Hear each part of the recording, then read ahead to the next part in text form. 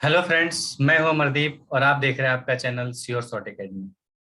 दोस्तों, modern history का decoding मैं स्टार्ट किया हूं और उसी सीरीज में तीसरा वीडियो है, जिसमें मैं आज आप लोगों के साथ थर्ड वीडियो शेयर कर रहा हूं। मेरा तबीयत थोड़ा सा ठीक नहीं है। मेरे को सर में थोड़ा सा दर्द हो रहा है। इसलिए मैं माइग्रेन का पेशेंट हूँ। जब ओवर स्ट्रेस एंड ओवरलोड हो जाता है तो थोड़ा सा मेरे को स्ट्रेस के कारण मेरे को सर दर्द होने लग जाता है।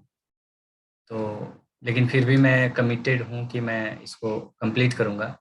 तो within a time frame I will try my best to complete it.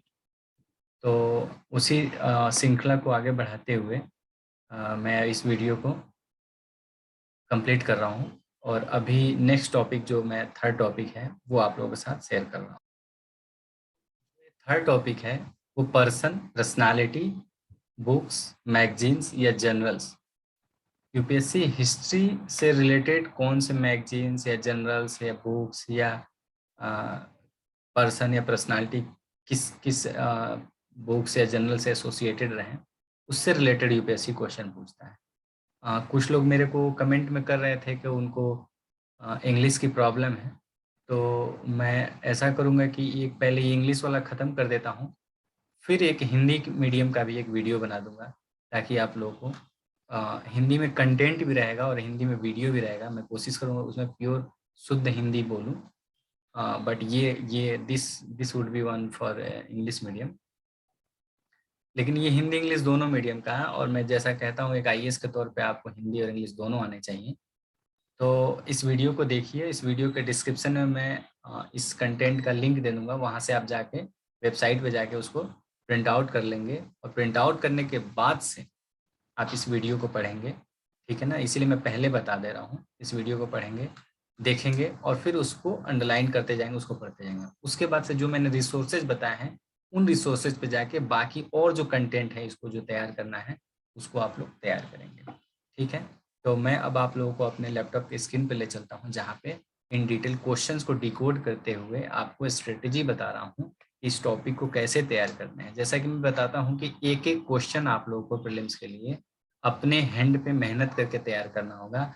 Blind game नहीं खेलना है यहाँ पे कि सब चीज़ पढ़ लिए सब चीज़ कर लिए। आप उन चीज़ों को जरूर पढ़िए जो यूपीएससी पूछता है और यूपीएससी का फेवरेट टॉपिक रहा है। ठीक है? तो इसलिए मैं जो डिकोड किया हूँ, आई थिंक जो 2 3 4 स्टूडेंट्स हैं जो समझ रहे हैं मेरे डिकोडेशन को, अंडरस्टैंड कर पा रहे हैं कि मैं क्या बताना चाह रहा हूँ इस प्रीवियस ईयर क्वेश्चन माध्यम के हिसाब से। यूपीएससी के एग्जामिनर के माइंड को पकड़ना है और उस अकॉर्डिंग अपने आप को प्रिपरेशन करना है। कुछ भी रैंडम प्रिपरेशन नहीं करना है। We have to prepare and we are preparing only those things which UPSC is asking and necessary to crack this exam.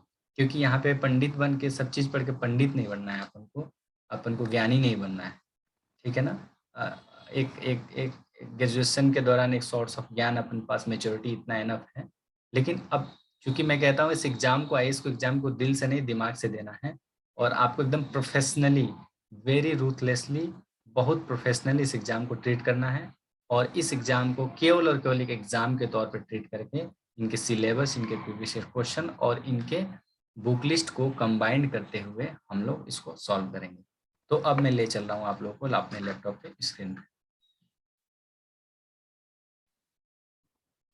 हाँ, तो अब मैं लैपटॉप की स्क्रीन पे आ गया हूँ, जिसमें मैंने हेडिंग डाला है पर्सन एंड पर्सनालिटी, उनसे related journals, magazines and books. ठीक है ना? जो मॉडर्न हिस्ट्री में आते हैं। लगता है कि मॉडर्न हिस्ट्री का क्वेश्चन है, लेकिन ये कहीं ना कहीं करेंट से एसोसिएटेड होता है। ठीक है? इसमें मैं जैसे जैसे क्वेश्चन आते जाएगा उस तरह से बताते जाऊंगा। यूपीएससी जो है करेंट और स्टैटिक्स दोनों का कॉम्बिनेशन करके इस तरह से पेपर बना रहा है कि स्टूडेंट्स और जो एस्पिरेंट्स हैं यूपीएससी के, वो कंफ्यूज रहते हैं कि ये स्टैटिक्स है कि डायनेमिक्स है। Lots of things are dynamics and lots of things are statics. तो हमें अपने अपने आप को स्टैटिक्स और डायनेमिक्स, स्टैटिक्स मतलब जो हमारे पास एनसीईआरटी या बुक्स हैं उसके क्वेश्चन, और डायनेमिक्स मतलब करंट अफेयर्स न्यूज से क्वेश्चन, उनका कॉम्बिनेशन है। तो हमें बैलेंस बना के यूपीएससी को क्रैक करना है। तो हम पहला क्वेश्चन आते हैं। 2011 से 20 के बीच में मैं क्वेश्चन ट्रैक कर रहा हूँ। 2011 में क्वेश्चन नहीं पूछे गए हैं, लेकिन 2012 में क्वेश्चन पूछा गया था। कि विच ऑफ द फॉलोइंग, ये क्वेश्चन मैंने पिछले सेगमेंट में बता भी दिया था क्योंकि मिसप्रिंट होकर दूसरे में चला गया था ये। Which of the following parties were established by doctor Bhimrao Ambedkar, इनमें से कौन से पार्टीज को भीमराव अम्बेडकर ने एस्टेब्लिश किया था? इसमें दो ऐसे पार्टी थे, all India schedule caste federation and the independence labour party. ये दो पार्टीज को अम्बेडकर जी ने पब्लिश किया था, एस्टेब्लिश किया था। अब ये न्यूज़ में था कि नहीं था ये मुझे नहीं पता, लेकिन मुझे इतना पता है कि ये एनसीईआरटी में अवेलेबल है, तो आप इसको एनसीईआरटी से करेंगे, ठीक है ना। एनसीईआरटी कौन? एनसीईआरटी सोशल मूवमेंट वाले जो सोसाइटी की 11th और 12th की जो दो एनसीईआरटी है उसमें क्वेश्चन है। स्पेक्ट्रम में भी है, लेकिन स्पेक्ट्रम में फैक्ट के तौर पे है। तो आप आपके लिए होमवर्क क्या होगा कि डॉक्टर भीमराव अम्बेडकर से रिलेटेड जो भी मैगजीन्स हैं उनको एक लिस्ट बना लेंगे और वहाँ से 5-10 जो भी मैगजीन्स होंगे उनको आप तैयार कर लेंगे। आप करेंगे क्या, यहाँ पे जो खाली स्पेस मैंने दिया है यहीं पे वो 4-5 पॉइंट लिख लेंगे और आपका एक टॉपिक तैयार होगा। इस तरह से आप तैयार करेंगे तो बहुत श्योरली आप इस एग्जाम को क्रैक कर लेंगे, ठीक है। तो इसका आंसर हो जाएगा बी 2 एंड 3। हाँ, नेक्स्ट क्वेश्चन है 2013 में आया हुआ है, ये एनी बेसेंट से रिलेटेड क्वेश्चन है, ठीक है ना। इसमें ये पूछा है कि जो एनी बेसेंट है वो किस तरह से एसोसिएटेड थी और क्या रोल था मॉडर्न हिस्ट्री में। तो पहला स्टेटमेंट है Annie Besant was responsible for starting home rule movement. Yes, इन्होंने होम रूल मूवमेंट स्टार्ट किया हुआ था, ठीक है ना। एक होम रूल मूवमेंट स्टार्ट किया था बाल गंगाधर तिलक ने, ठीक है ना, और ये दूसरा की हुई थी इन्होंने एनी बेसेंट।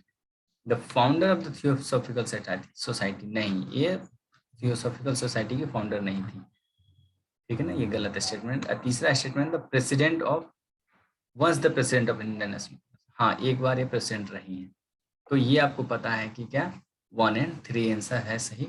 लेकिन थियोसॉफिकल सोसाइटी से एसोसिएटेड थी, but she was not a founder of theosophical society. तब यहाँ पे होमवर्क क्या होगा, थियोसॉफिकल सोसाइटी, और थियोसॉफिकल सोसाइटी यूपीएससी क्वेश्चन पूछ चुका है, समझ रहे हैं।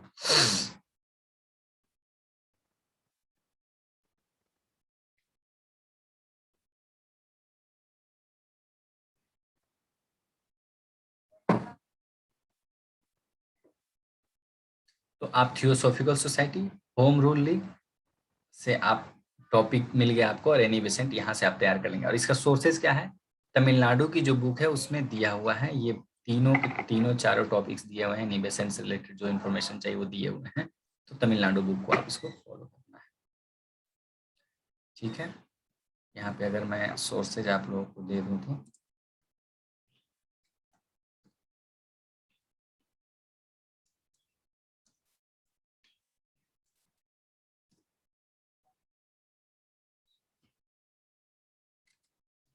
ट्वेल्थ क्लास की तमिलनाडु से आप उसको, ठीक है। हाँ, नेक्स्ट क्वेश्चन आते हैं 2015 में आपको पूछा है, कंसिडर द फॉलोइंग स्टेटमेंट। अभी देखिए 12 में पूछा, 13 में पूछा, 15 में पूछा, मतलब एक क्वेश्चन पर्सनालिटी से इनको पूछना है और ये पूछ रहे हैं हिस्टोरिकल पर्सनालिटी, ठीक है ना। The first women president of Indian National Congress was Sarojini Naidu, नहीं, ये एनी बेसेंट थी। अब आपने अगर वो वाला मान लो 2013 का पेपर दिया और आपने तैयार किया वहाँ पे एनी बेसेंट के बारे में जाके, तो आपको पता, पढ़ने से पता चल गया था कि नहीं, एनी बेसेंट जी थी फर्स्ट इंडियन नेशनल कांग्रेस की प्रेसिडेंट थी, वीमेन प्रेसिडेंट। तो ये वाला स्टेटमेंट आपको अपने आप कट गया। देख रहे हैं आप प्रीवियस ईयर क्वेश्चंस के ऑप्शन को तैयार कर रहे हैं, तो अगले ईयर के लिए आपका अपने आप तैयार हो रहा है, समझ रहे हैं ना। तो इसलिए ये वाला स्टेटमेंट आप गलत काटेंगे।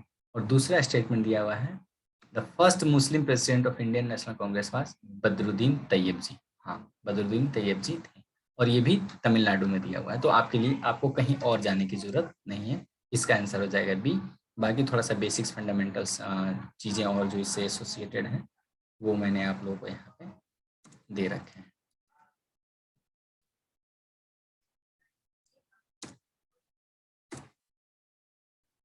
ठीक है। तो इसका भी सोर्सेज क्या होगा, इसका भी सोर्सेज होगा तमिलनाडु, तमिलनाडु 12th क्लास। ठीक है, नेक्स्ट क्वेश्चन चलते हैं। नेक्स्ट क्वेश्चन ये 2016 में क्वेश्चन पूछा गया था। ठीक है, ये क्वेश्चन 2016 में पूछा गया था और इस क्वेश्चन के बारे में थोड़ा सा इंटरेस्टिंग चीज़ें मैं बताना चाहता हूँ आपको। ये 2016 की एक मूवी आई थी, the man who knew infinity. The man who knew infinity, ये एक ऐसे पर्सन के ऊपर बायोपिक थी जो कि मैथमेटिक्स के जीनियस थे। और चूंकि मैं मैथमेटिक्स का टॉपर रहा हूँ और मैथमेटिक्स में मेरा काफ़ी लगाव रहा है, तो मैं इस मूवी को बारे में जब द हिंदू में न्यूज़ में पढ़ा था तो मैं काफ़ी एक्साइटेड हुआ था और मैं बहुत एक्साइटेड था कि इस मूवी को देखूंगा। लेकिन एग्ज़ाम के कुछ 1-2 महीना पहले ही ये न्यूज़ में थी और ये मूवी आई थी। और ये ऐसी मूवी थी कि किसी हॉलीवुड ने इस इंडियन पर्सन पे मूवी बनाई हुई थी, इंडियन पर्सन के बायोपिक पे मूवी बनाई थी और ये काफ़ी चर्चा का विषय था। इसीलिए ये क्वेश्चन पूछा गया था। जनरली मूवी से क्वेश्चन नहीं पूछता है यूपीएससी, लेकिन ये क्वेश्चन काफ़ी हॉट टॉपिक था, तो यहाँ से यूपीएससी ने क्वेश्चन पूछा और यूपीएससी को हिस्टोरिकली पर्सनालिटी के बारे में क्वेश्चन पूछना होता है। तो संजोग से ये मूवी, इसकी तैयारी तो मैंने कहीं कुछ की नहीं थी और मैं इस मूवी को देखने गया था। कमाल की मूवी थी। कुछ मिस्टेक्स की वजह से इनकी यंग एज में डेथ हो गई थी। वो तो इस मूवी को देखा था मैंने और उस मूवी को देखने के बाद इस क्वेश्चन को मैं कर पाया था। And the person was S Ramanujan. और जब मैं 12th क्लास में था तो उसमें मेरे जो मैथमेटिक्स के टीचर थे तो मैं उनसे बहुत टेढ़ा टेढ़ा सवाल पूछता था। ये कहता था सर ऐसे नहीं होगा, क्या ऐसे हो सकता है, इसको ऐसे भी कर सकते हैं। तो वो मेरे को हमेशा रामानुजन रामानुजन कह के चिढ़ाते थे। कहते थे ये लो रामानुजन आ गए, तुम तो रामानुजन हो, या ऐसे करके बोलते थे। मजाक भी करते थे, सीरियस भी बोलते थे। कई बार वो गुस्सा भी जाते थे, तो मेरे को हर्ट होता था। लेकिन तब मैंने 12th किया था 2006-07 में और जब मैंने 16 में मूवीज़ देखी तब मेरे को रियलाइज़ हुआ, मतलब 10 साल 9 साल बाद रियलाइज़ हुआ कि वो मुझे रामानुजन क्यों कहते थे। तो यूपीएससी की जर्नी अपने आप में बहुत इंटरेस्टिंग है और इसीलिए हर जगह हर पल आप कुछ ना कुछ सीखते हो और वो कहीं ना कहीं एग्जाम में आता है। और जब मैंने एग्जाम में इस क्वेश्चन को देखा तो मैं बहुत खुश हुआ और 100% जो 110% जो श्योरिटी होती है उसके साथ इस क्वेश्चन को मैंने अटेम्प्ट किया था। एंड खुशी भी महसूस कर रहा था कि मैं इस यूपीएससी की जर्नी में ना ही केवल इस एग्जाम की तैयारी कर रहा हूँ, लेकिन जो मेरे अपने लाइफ से एसोसिएटेड है, जो मेरे इंटरटेनमेंट से एसोसिएटेड है, या जो मेरी अपनी लाइफ की खुद की जर्नी रही है, उसमें भी जो मैंने एक्सपीरियंस गेन किया है वो भी एग्जाम में पूछा जाता है। तो ये वाली थोड़ी सी खुशी थी। इसका कुछ बेसिक्स फंडामेंटल्स मैंने यहाँ पे दिया हुआ है, आप उनके बारे में पढ़ लेंगे। देखिए यहाँ दिया हुआ है कि स्टार देव पटेल जो स्लम डग मिलेनियर के जो हीरो थे वही इन्होंने रोल प्ले किया था इसमें। काफ़ी अच्छी मूवी है, अगर आप लोगों को टाइम मिलेगा तो देखिएगा। It's not only biopic, mathematics पे बेस नहीं है, ये एक ऐसी बायोपिक मूवी है जिसमें आप देख के काफ़ी मोटिवेशंस मिलेगा, क्योंकि यूपीएससी की जर्नी में मोटिवेशन भी एक बहुत बड़ा रोल प्ले करता है और हम मोटिवेशन ढूंढते रहते हैं। पता नहीं क्या हो रहा है।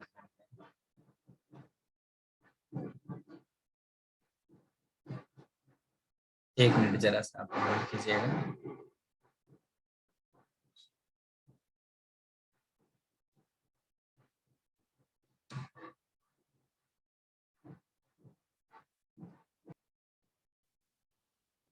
तो नेक्स्ट क्वेश्चन आते हैं। 2019 में एक क्वेश्चन पूछा गया है। ये क्वेश्चन पूछा गया है with reference to Indian national movement consider the following pairs.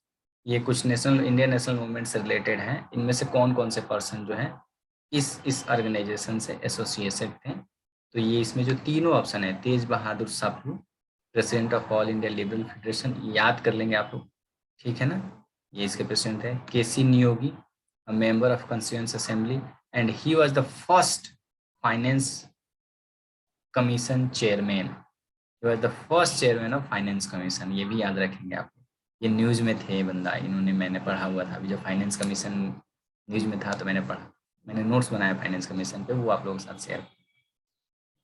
And third is PC Joshi, general secretary of communist party of India, CPI के प्रेसिडेंट थे, जनरल सेक्रेटरी। ये तीनों का तीनों स्टेटमेंट यहाँ पे सही है। अब होमवर्क है यहाँ पे, इन तीनों के बारे में थोड़ा सा और आप डिटेल्स में स्केच कर लेंगे। ये आपको स्पेक्ट्रम में भी मिल जाएगा और तमिलनाडु में भी, ठीक है ना। नेक्स्ट क्वेश्चन देखते हैं। 2020 में क्वेश्चन आया हुआ ये क्वेश्चन है, with reference to the history of India Ulgulan और द ग्रेट तुलमुट। ये मैंने लास्ट वीडियो में एक्सेप्ट कर दिया था, इसको यहाँ पे दोबारा आ गया है, फिर भी देख लीजिए। बिरसा मुंडा से रिलेटेड पर्सन है, पर्सनालिटी है, इसलिए मैंने इसमें भी डाल दिया था, ठीक है ना। तो बिरसा मुंडा से रिलेटेड और चीज़ें थोड़ा सा आप लोग पढ़ लेंगे, और जो उलगुलन मूवमेंट था या मुंडा मूवमेंट था, बिरसा मूवमेंट था, इसके बारे में थोड़ा सा और आप डिटेल्स कर लेंगे। यहाँ पे मैंने एक आर्टिकल दिया हुआ है, इसके बारे में थोड़ा सा और डिटेल्स आप पढ़ लेंगे। देशुर कथा के बारे में दिया गया है कि देशपुर ने, शंकर गणेश देशपुर ने लिखा था, तो ये तो बात सही थी कि इन्होंने लिखा था और बीपीएससी में क्वेश्चन पूछा था। तो लेकिन जो इसमें बाकी में जो 3 स्टेटमेंट दिए गए हैं, इतना तो पक्का है कि या तो ए है आंसर या तो डी है। अभी कंफ्यूजन है क्योंकि यूपीएससी ने कुछ आंसर नहीं दिया है, तो अभी हम क्या मानेंगे, 1 और 2 तो है ही, मतलब it one against the colonial states, hypnotic conquest of the mind. ये जो कॉलोनियल स्टेट्स हैं वो जो हिप्नाइज कर रहे थे माइंड को, उसके अगेंस्ट में ये बात कह रहा था। एंड दूसरा, it inspired the performance of Swadeshi street plays and folk songs. जो स्वदेशी मूवमेंट के टाइम में जो स्ट्रीट पे लोग नुक्कड़बाजी करते थे, गाना गाते थे, उससे रिलेटेड ये था, तो ये भी बात सही है। एंड तीसरा, the use of this by देशकर was in the specific context of region of Bengal. अभी बंगाल से एसोसिएटेड था या किससे एसोसिएटेड था, ये थोड़ा सा कई लोगों का कंफ्यूजन है, और कहीं इसका रिसोर्सेज नहीं मिला है। मेरे ख्याल से द हिंदू में भी नहीं आया था, मैंने आर्टिकल देखे थे, सर्च किए थे। तो कुछ क्वेश्चन जैसे मैं कहता हूँ कि रेंडम होते हैं, लेकिन अभी यहाँ पे रेंडमनेस से हमें क्या पता कि यहाँ पे एक टॉपिक मिल गया हमको, ठीक है। ये देशकर कथा के बारे में मिल गया, देशकर कथा के बारे में थोड़ा सा गूगल करके पढ़ लेंगे, और यहाँ पे साइड में जो जगह मैंने स्पेस दिया है, यहाँ पे थोड़ा सा 2-4-5 पॉइंट लिख लेंगे, तो आपका एक टॉपिक तैयार हो रहा है। 2018 में एक क्वेश्चन पूछा गया है, देखिए। ये लिखा है कि ये किसी के बारे में लिखा और पूछ रहा है कि कौन कौन है वो। He wrote a biography of Mazzini, Garibaldi, Shivaji, Shri Krishna, and stay in America for some time and was also elected to the Central Assembly. He was, वो कौन ऐसे इंसान थे जो कि कुछ दिन अमेरिका में भी रहे हुए थे, और इन्होंने ये बायोग्राफी लिखी हुई है। And he was the man Lala Lajpat Rai. NCERT पढ़ेंगे तो उसमें दिया हुआ है, पूरा डिटेल्स नहीं दिया है, लेकिन एक चीज दिया गया है कि उन्होंने, वो अमेरिका में रहे थे कुछ दिनों के लिए और सेंट्रल असेंबली के लिए इलेक्ट हुए थे। तो तमिलनाडु में भी दिया हुआ है और एनसीईआरटी में भी दिया है। ये पार्ट्स कहीं नहीं दिया है, मैजनी गर्भवती, ये किसी बुक में नहीं दिया हुआ है, तो वहाँ पे आप थोड़ा सा गेसिंग कर सकते हैं कि वो पर्सन थे, ठीक है ना। तो इस तरह से इस क्वेश्चन का बाकी थोड़ा सा डिटेल्स मैंने यहाँ पे दे दिया है, तो आप इसको पढ़ लेंगे, आपको नोट्स बनाने की भी जरूरत नहीं है, नोट्स ऑलरेडी बना के मैंने दे रखा है। एक क्वेश्चन और आ गया, बहुत इंटरेस्टिंग क्वेश्चन है, लग रहा है कि हिस्टोरी का क्वेश्चन है, लेकिन हिस्ट्री का क्वेश्चन नहीं है। इन द इंडियन हिस्ट्री, देखिए क्वेश्चन को किस तरह से फ्रेम किया गया है, तो पढ़ने वाला ये रहेगा कि हिस्ट्री का क्वेश्चन है। In the Indian history, Rakhmabai case of 1884 revolve around what. अब रखमाबाई हिस्ट्री के किसी एनसीईआरटी में या तमिलनाडु में नहीं दिया है, तो आप पढ़ेंगे कहाँ से, ठीक है ना, पढ़ेंगे कहाँ से, तो आपका सोर्स क्या होगा, ये सोर्स है करंट अफेयर्स का है। ये आर्टिकल द हिंदू में आया हुआ था, और आर्टिकल से उठा के डायरेक्ट क्वेश्चन पूछा गया है। तो आप तैयार कैसे करेंगे कि हाँ, लेकिन आप इस तरह से तैयार करेंगे कि आपको ध्यान में होना चाहिए कि हाँ, पर्सन पर्सनालिटी एंड मैगजीन से यूपीएससी क्वेश्चन पूछता है, हिस्टोरिकल पर्सन पर्सनालिटी से। तो जैसे भी आप द हिंदू या न्यूज़पेपर पढ़ रहे हैं, तो क्या करेंगे कि आपके दिमाग में घंटी तुरंत बजना चाहिए कि हाँ, ये कोई पर्सन है, पर्सनालिटी है। ये जो पेपर आपने प्रिंट आउट किया है, उसके साथ एक A4 पेपर पे 2-4 पॉइंट आपने लिख लिया और पिंच करके इसके साथ रख दिया। आपके साथ के साथ हिस्टोरिकल बैकग्राउंड से, हिस्टोरिकल पर्सन पर्सनालिटी से न्यूज़ में कोई चीज़ है, तो उससे अगर क्वेश्चन बनता है यूपीएससी में, तो आप एबल होंगे उसको सॉल्व करने के, ठीक है ना। तो ये जो रखमाबाई जी थी, वो women's right to gain education नहीं था, एजुकेशन से रिलेटेड नहीं था, एज ऑफ कंसेंट था कि किस एज में उनको शादी करना चाहिए या इंटीमेशन रिलेशंस के लिए कौन सा एज होना चाहिए, एंड रेस्ट्रिक्शन ऑफ कंजुअल राइट्स के रिलेटेड ये था। ठीक है ना, ये 2 और 3 इसका आंसर है बी। ठीक है ना, यहाँ कुछ रिलेटेड इंफॉर्मेशन है उनके बारे में मैंने यहाँ पे दे रखा है। तो ये हो जाएगा आपका एग्जैक्ट आंसर।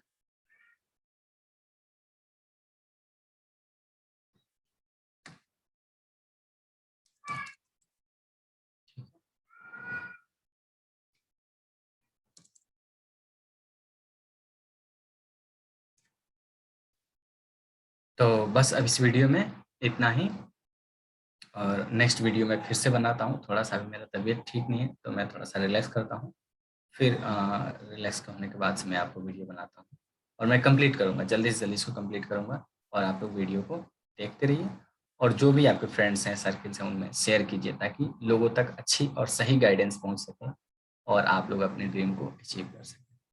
यही मेरा एक मिशन है। ठीक है, वीडियो देखने के लिए थैंक यू वेरी मच।